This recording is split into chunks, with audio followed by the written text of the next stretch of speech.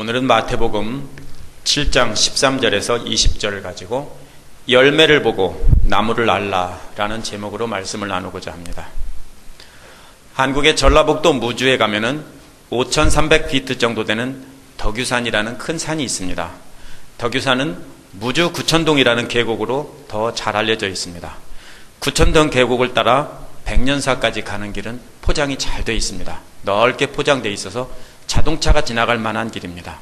수많은 사람들이 특별한 준비 없이 와서 계곡을 따라 난 길을 걷습니다. 정장을 하고 굽 높은 신을 신은 연인들도 심심치 않게 보입니다. 짐이 많이 있어도 끌고 가는데 큰 무리가 없는 길입니다. 아름다운 계곡을 가에서를 따라가다 보면은 도토리묵과 파전과 동동주를 파는 곳도 있습니다. 어린아이부터 어른까지 수많은 사람들이 이 길을 걷다가 계곡에 내려가서 얼음처럼 차가운 물에 발을 담그고 물장구를 치기도 합니다.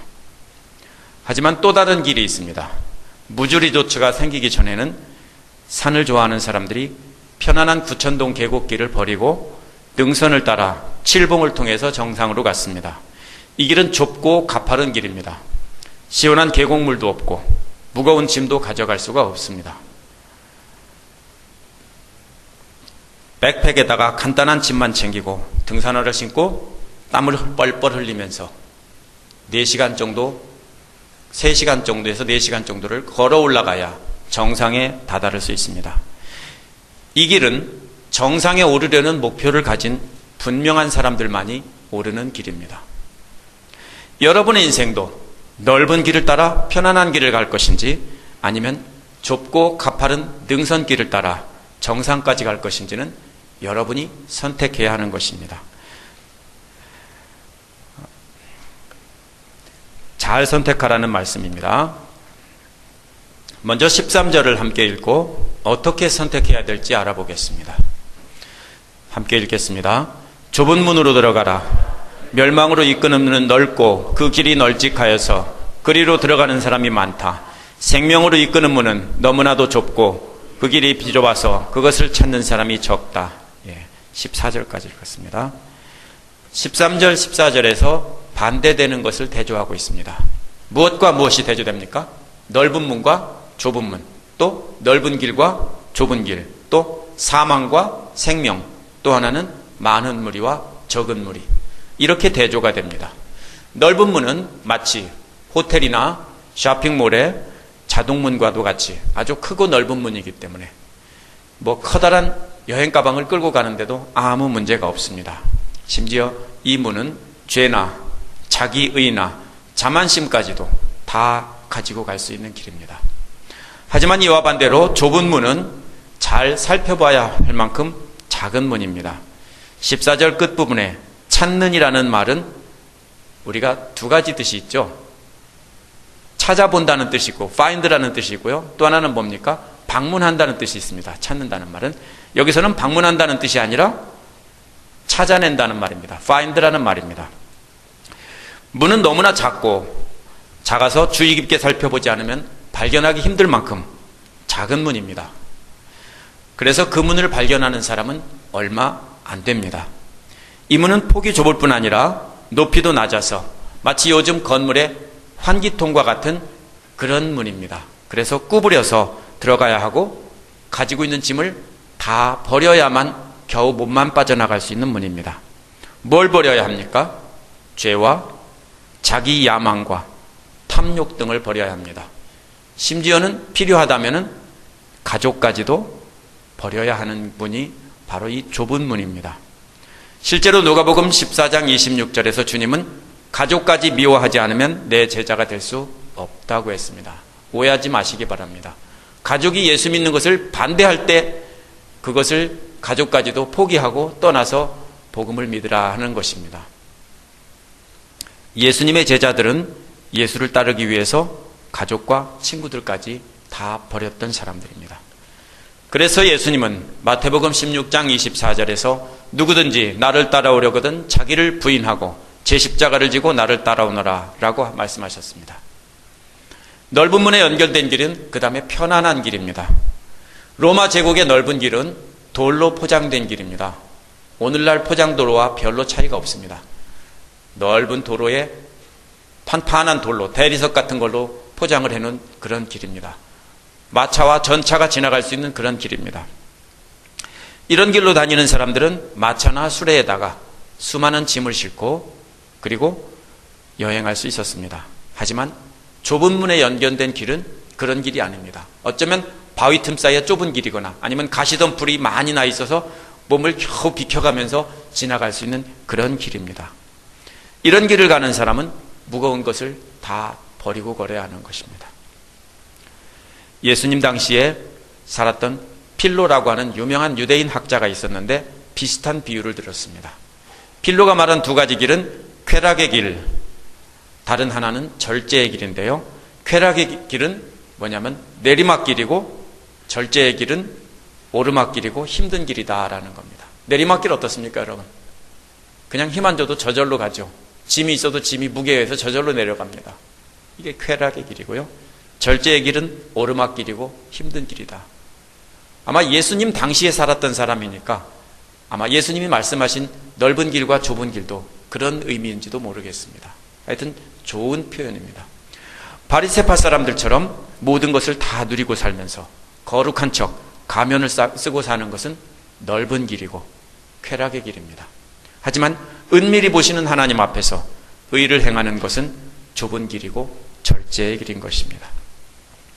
멸망에 이르는 길도 마치 구천동 계곡의 포장도로와 같이 편안한 길입니다. 아무것도 내 인생에서 포기할 필요도 없고 그저 버릴 것도 없고 즐기면서 걸을 수 있습니다. 하지만 생명에 이르는 길은 능선을 따라 정상에 가는 좁고 불편한 길입니다. 영생이라는 목적을 가지고 무거운 짐 다 내려놓고 신발끈을 졸라매고 견디면서 가야 하는 길인 것입니다. 그렇게 힘든 길인데도 참고 정상에 오르는 이유는 무엇입니까? 바로 정상에 대한 소망 때문입니다. 제가 웃으실 줄 알았습니다. 덕유산 정상 바로 옆에 덕유평정이라는 넓고 푸른 풀밭이 있습니다. 사실은 여기보다 사진은 좁게 나왔기 때문에 그렇고요. 실제로는 아주 넓고 아름다운 곳입니다. 풀밭 둘레에는 키가 작은 수백 년 된 주목이 가득 차 있고요. 중심부에는 야생화와 키 작은 철쭉들이 넓게 깔려 있습니다. 이 덕유평전에 구름이 흘러 지나가고 산하라에서 골바람이 올라오면은 그 땀이 식으면서 정말 그 기쁨은 말할 데가 없습니다. 바로 그 소망 때문에 덕유산 정상에 오르는 것입니다. 우리의 성도의 삶도 이와 같습니다. 그림 끝났습니다, 집사님. 우리의 성도의 삶도 이와 같습니다. 장차 천국에 가서 하나님 영광을 보며 살 그날을 소망하면서 이 땅에서 좁은 문과 좁은 길을 참고 견디며 가는 것입니다. 멸망에 이르는 넓은 길에는 수많은 사람들이 갑니다. 바글바글합니다. 하지만 생명에 이르는 좁고 가파른 길에는 가는 사람이 별로 없습니다. 거기에는 오직 준비된 사람들만이 올라갈 수 있습니다. 하지만 여러분은 이것은 선택사항이 아닙니다.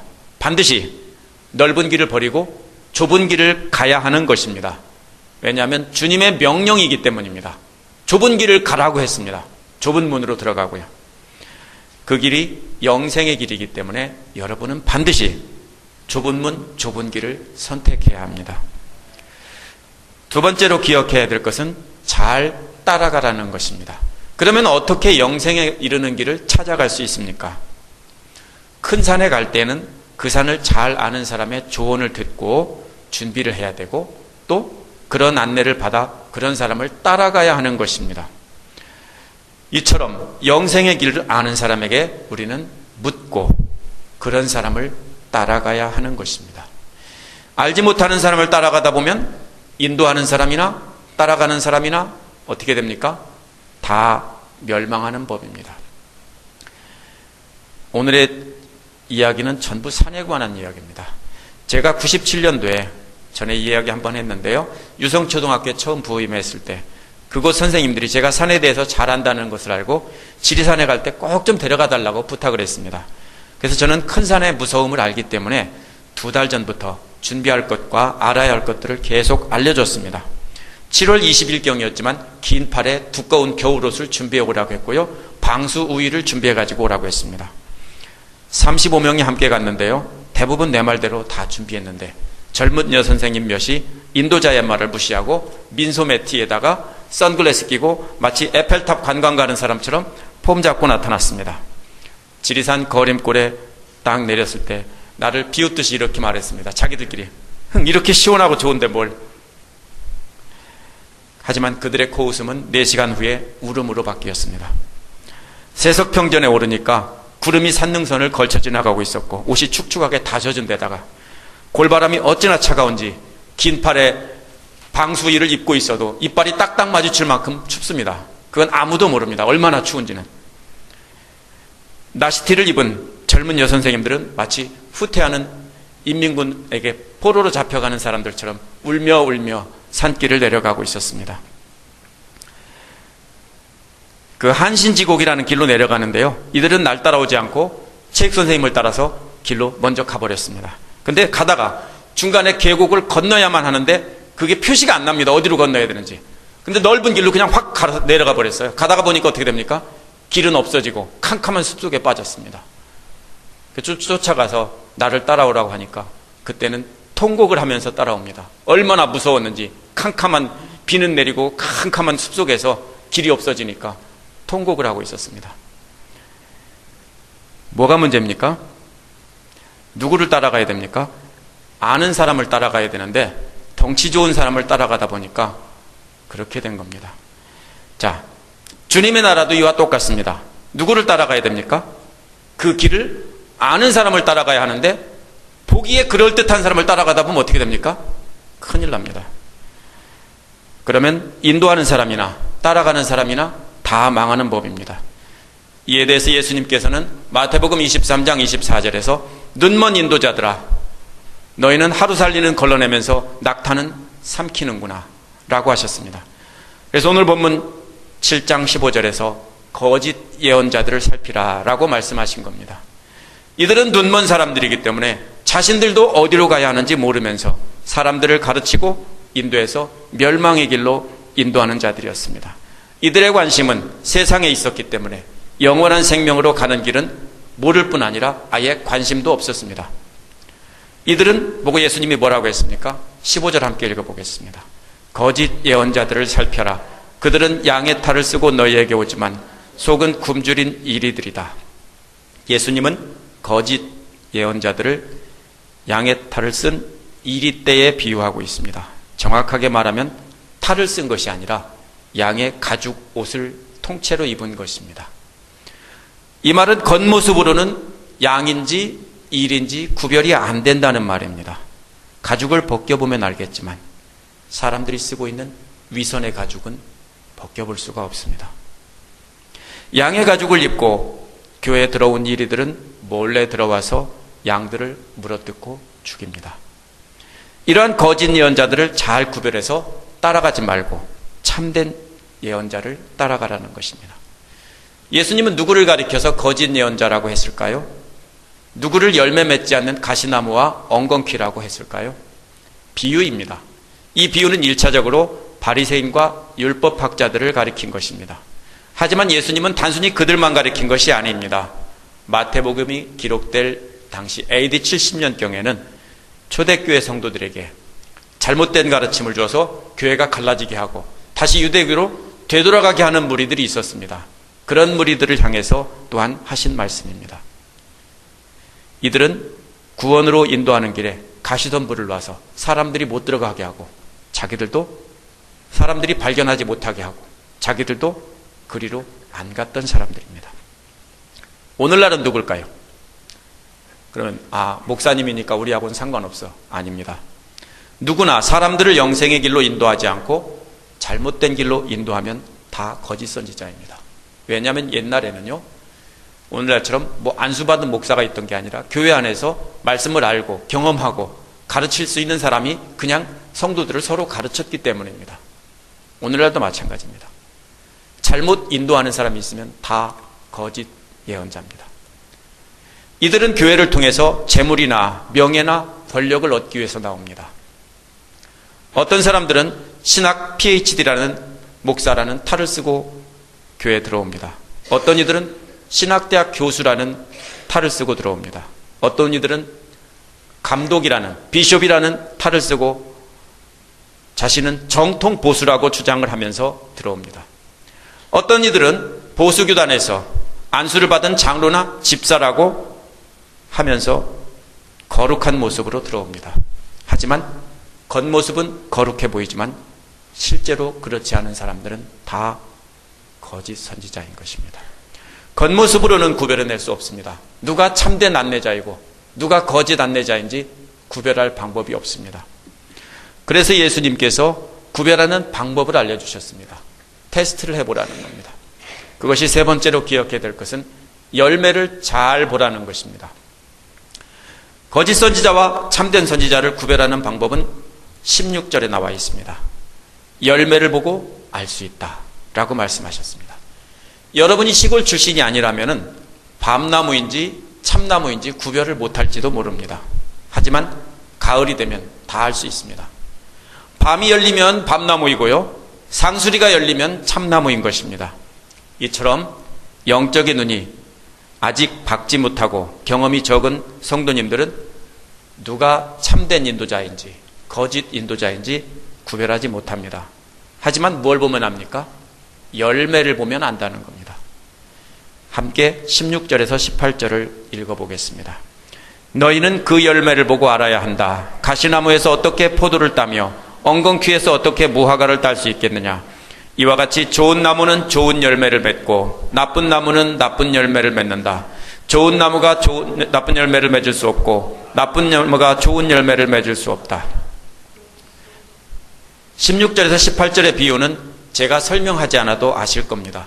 좋은 나무에서 좋은 열매를 맺는 것이고 나쁜 나무에서 나쁜 열매를 맺는다는 것입니다. 좋은 나무란 뭡니까? 먹을 수 있는 열매가 열리는 나무가 좋은 나무고요, 나쁜 나무란 먹을 수 없는 열매가 열리는 것이 나쁜 나무인 것입니다. 이처럼 거짓 인도자들도 열매를 보면 알 수 있습니다. 그렇다면 무엇이 좋은 열매고 무엇이 나쁜 열매인지 알아야 되겠죠. 그래서 바울은 육체 행실은 나쁜 열매이고 성령의 열매가 좋은 열매라고 했습니다. 갈라디아서 5장 19절 21절에 보면 육체 행실이 나오는데, 육체 행실은 곧 음행과 더러움과 방탕과 우상숭배와 마술과 원수 맺음과 다툼과 시기와 분냄과 분쟁과 분열과 파당과 질투와 술 취함과 흥청망청 먹고 마시는 노름과 그와 같은 것들입니다. 많죠? 이 중에서 한 가지라도 걸린다면 뭡니까? 나쁜 열매라는 겁니다. 누구든지 교회에서 겉으로는 거룩한 척하면서 세상에서는 이런 행동을 한다면 거짓 인도자인 것입니다. 이런 사람들은 자신들이 교회에서 존경받는 자리를 지키기 위해 성도들을 분열시키고 목회자를 쫓아내는 일도 서슴지 않고 합니다. 어떤 젊은 성도가 왔는데 자기보다 더 모든 면에서 낫고 많은 사람이 자기를 따른다면 어떻게 합니까? 처음에는 비방을 하다가 안 되면 어떻게 합니까? 나가라고 쫓아냅니다. 왜요? 교회가 아름답게 서고 하나님 나라가 서는 데는 관심이 없고 자기가 계속해서 존경받는 것에 관심이 있기 때문입니다. 이들은 이리들입니다. 겉으로는 아주 경건한 신자인 척하지만 이들은 하나님의 교회를 망가뜨립니다. 여러분 중에 우상숭배하고 음행하는 사람은 없을지도 모릅니다. 그러나 혹시 아직도 원수 맺고 다투고 시기하고 분을 내고 분쟁과 분열과 파당과 질투로 성도들을 서로 물어뜯는다면 여러분의 열매도 나쁜 열매인 것입니다. 만약에 그런 사람이 있다면 따르지 마시기 바랍니다. 아무리 그 사람이 나를 따라오라 해도 그런 인도자는 따르지 마시기 바랍니다. 이것은 제 말이 아니고 우리 주님의 말씀입니다. 이와는 반대로 갈라디아서 5장 22, 23절에 보면 성령의 열매가 나옵니다. 사랑과 기쁨과 화평과 인내와 친절과 선함과 신실과 온유와 절제라고 했습니다. 잘 보십시오. 성령의 열매를 방언하고 예언하고 병 고치고 기적을 행하는 것이라고 하지 않았습니다. 뭐라고 했습니까? 사랑과 기쁨과 화평과 인내와 친절과 선함과 신실과 온유와 절제라고 했습니다. 이런 게 성령의 열매라고 했어요. 우리는 그동안 뭐가 성령의 열매라고 생각했어요? 방언하고 예언하고 병 고치고 이런 것만 성령의 열매라고 잘못 생각했습니다. 성령의 열매 목록에 없습니다. 누구든지 이런 성령의 열매를 보인다면 참된 인도자입니다. 따라가시기 바랍니다. 이런 사람을 따라가다 보면 어떻게 합니까? 영생에 이르는 것입니다. 여러분, 교회가 왜 모입니까? 우리가 바로 그런 사람을 찾아서 따라가기 위해서 모이는 겁니다. 그런 사람을 따라다니면서 배우셔서 영원한 생명의 길로 들어가시는 여러분 되시기 바랍니다. 네 번째로 기억해야 될 말씀은 심판이 있음을 알라 하는 것입니다. 하나님께서 나쁜 열매를 맺는 나무를 계속 두고 보실까요? 이 나무의 비유는 한국이나 미국에 있는 사람들은, 좋은 기후에서 사는 사람들은 이해할 수가 없습니다. 왜냐하면 비가 적당히 오고 땅이 기름지기 때문에 숲에는 많은 나무들이 뒤섞여 살지만 아무도 신경 쓰지 않습니다. 그렇지만 비가 전혀 오지 않는, 거의 오지 않는 이스라엘 땅에서는 나무를 하나 키운다는 것은 보통 일이 아닙니다. 물가에 심은 나무이거나 물가에 없는 나무는 계속 물을 퍼다가 길어져야만 나무를 키울 수 있습니다. 그런데 어느 누가 가시나무에다가 정성껏 물을 퍼다가 계속 힘들어서 줄 사람이 어디가 있겠습니까? 열매를 따려고 물을 주는 겁니다. 오늘날은 이스라엘에는 수도 파이프가 연결되어 있어서 물론 물만 켜면은 스프링클러가 물을 품어서 나무를 키웁니다. 가봤더니 나무마다 다 연결되어 있어요. 수도 파이프가. 모든 나무 밑에. 힘들어서 이렇게 물 주는 이유가 뭡니까? 좋은 열매를 얻으려고 하는 겁니다. 봄, 여름 내내 포도나무에 힘들여 물을 줬는데 포도가 하나도 안 열린다면 어떻게 하겠습니까? 내년에도 또 힘들여 열심히 주다가 또 안 열면 어떻게 하겠습니까? 잘라버리지 않겠습니까? 그리고 다시 심겠죠? 19절에서 예수님께서 답하셨습니다. 함께 읽겠습니다. 좋은 열매를 맺지 않는 나무는 찍어서 불 속에 던진다. 뭐라고 하셨습니까? 도끼로 팍 찍어서 불 속에 던진다는 겁니다. 무슨 뜻입니까? 뭘 비유한 겁니까? 심판을 비유하신 겁니다. 넓은 길을 걸으며 세상 부귀영화와 명예만 따르던 겉모습만 그럴듯한 가짜 신자들, 교회를 어지럽히고 교회를 망가뜨리는 이런 가짜 신자들은 심판날에 찍어서 불 속에 던진다는 것입니다. 성령의 열매를 맺지 않는 거짓 인도자들은 모두 심판하시겠다는 것입니다. 심판한다시는 것을 말씀하신 이유는 뭡니까? 그런 사람들을 조심하라는 뜻도 있지만 동시에 여러분 스스로가 좋은 열매를 맺는 사람이 되라는 말씀도 있는 것입니다. 그러므로 20절에 나온 것이 이제 결론입니다. 20절은 그러므로라는 말만 빼놓고 16절과 완전히 똑같습니다. 16절 앞부분과 그러므로라는 말은 결론을 나타내는데요. 16절, 19절이 결론을 설명한 것이고 20절에서 설명한 결론을 다시 한번 강조한 것입니다. 좁은 문과 좁은 길을 가기 위해서는 참된 인도자를 따라가야 하는데 참된 인도자는 열매를 보고 알 수 있다는 것입니다. 좋은 열매를 맺는 사람들을 보고 따라가라는 것이 주님의 결론입니다. 그러면 이 말은 다른 사람만 잘 보라는 말입니까? 만약 여러분이 좋은 열매를 맺지 못하고 있어서 사람들을 엉뚱한 길로 인도하고 있다면 여러분에게도 하는 말입니다. 여러분도 찍어서 버릴지도 모릅니다. 어떻게 해야 좋은 열매를 맺을 수 있습니까? 주님께서 말씀하신 대로 자기를 부인해야 하는 것입니다. 어떻게 하는 것이 자기를 부인하는 것입니까? 먼저 주님을 위해서 희생을 치러야 하는 것입니다. 하나님 때문에 여러분이 포기하는 것이 있어야 된다고요. 여러분이 포기했는지 안 했는지 제가 몇 가지 목록을 얘기하면 금방 알 수 있습니다. 좀 불편해도 들으시기 바랍니다. 어느 특정한 사람을 가리키는 말은 아닙니다. 골프를 치느라고 교회를 빠진 적이 있다면 아직도 주님보다 골프를 더 귀하게 여기고 자기를 부인하지